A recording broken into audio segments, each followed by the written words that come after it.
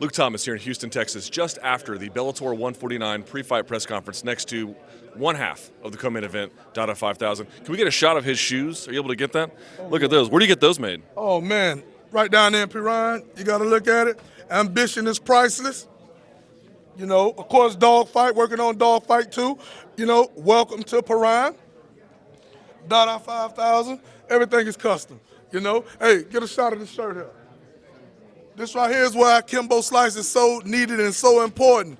You know, he's the main ingredient for Dogfight 2, which we have officially started filming. You know, where I come from, you know, man, failure is not an option, you know what I'm saying? When you're one of the ones that actually, you know, protrude through the concrete, like that rolls through the concrete, that's what we breed. You know, and that's what Dada 5000 represented. I'm coming out here, you know, this Friday, February the 19th, you know, and I'm going to use Kimbo Slice as a simple token of my appreciation. You've been involved in a number of different projects. You've been spotlighted by media from all corners of the earth. You ever done anything like this? Is this unique to your experience? Well, I'm used to the cameras. You know, I fought, you know, a couple times before. I am undefeated. You know, no one has gotten out of the first round. That's what a lot of people, you know, they fail to speak about that. You know, a person laying down is a person laying down. Anybody has a puncher's chance. This is the biggest stage, yes, Bellator MMA, thus far. There has been some criticism. I've seen some pro fighters take issue with how you were working in the bags yesterday. Does that bother you at all? No, I show them what I want them to see. Let me tell you something, you know, when you look at, you know, myself, a lot of people didn't expect me to get here, right? So anything that I'm working on, you know, that's what I'm working on. That's why it's called the element of surprise. You know, you could give a person your game plan, right? And then they could use it, you know, to help out, you know what I'm saying, formulating the attack plan. So I'm smart enough to give them what I want them to see. And if I'm not mistaken, he didn't look too hot himself. But mine's, you know what I'm saying, if it was flaws inside of it, you know what I'm saying, that's something that we went over. You know, his was all purposely. When did you go from DeFear Harris to Dada 5000? Like the hair and the shoes and the general manner of being. When did you make that transition? Well, you know, my real name is DeFear, so a lot of people couldn't, you know, like pronounce DeFear. So I made it easy on the world. I said, Da. Stop right there, Da, you know. And then, you know, the 5000 came on in 2005, yeah. So I've been Dada 5000 before I met Kimbo them.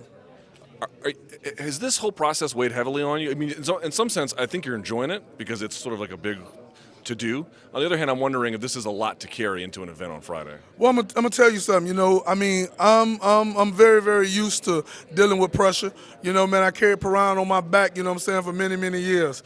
And at the end of the day, you know, it's like I perform greater when I'm under pressure, when my back is against the wall, you know, because I have nobody to depend on except for me. So I got to get it right on the first time, because the second time is not guaranteed. When did Dogfight 2 go into production? Give or take, you know, Billy was inside negotiations, you know, with a couple folks, and we got the green light. So we started, you know, like putting together, you know, ideas and treatments, and we're filming it now.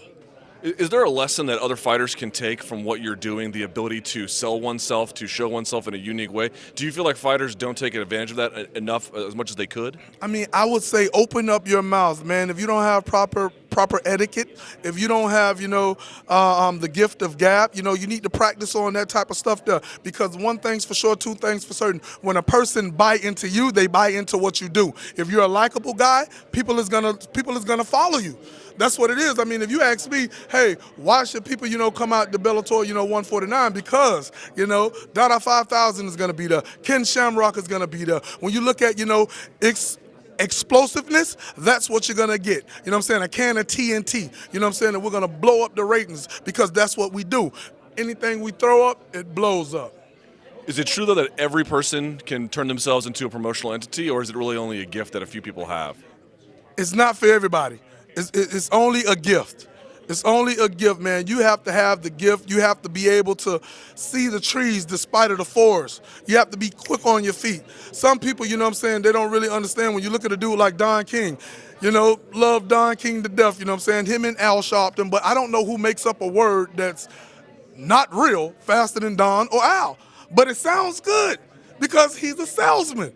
That's what he does. They call me the Don King of the Ghetto, you know. So at the end of the day, you know, I could take a situation, and if you got 3 individuals here, one is going to the fight, one is kind of and the other one is like, I'm just here to support him. The one that's going, they're gonna get there earlier. The one that's kind of iffy, they're gonna get there, you know what I'm saying, on time. And the one that don't even care, you know what I'm saying, I just spark interest inside them to want to come out. So are you just a correct backtrack here, are you the Don King of the Ghetto or the Al Sharpton of MMA? How do you see yourself as the promoter here? I'm like a combination of all the great ones. You know, even when you look at Larry Mason and Pappy Davis, you know, I am Dada 5000. I look at all of the great people before me, right? And I took some of you, and I actually, you know, intertwined out all of that together, and I instilled it within myself. So it made me a legitimate superpower. Thank you for your time, and best of luck to you on Friday, Dada 5000. Thank you.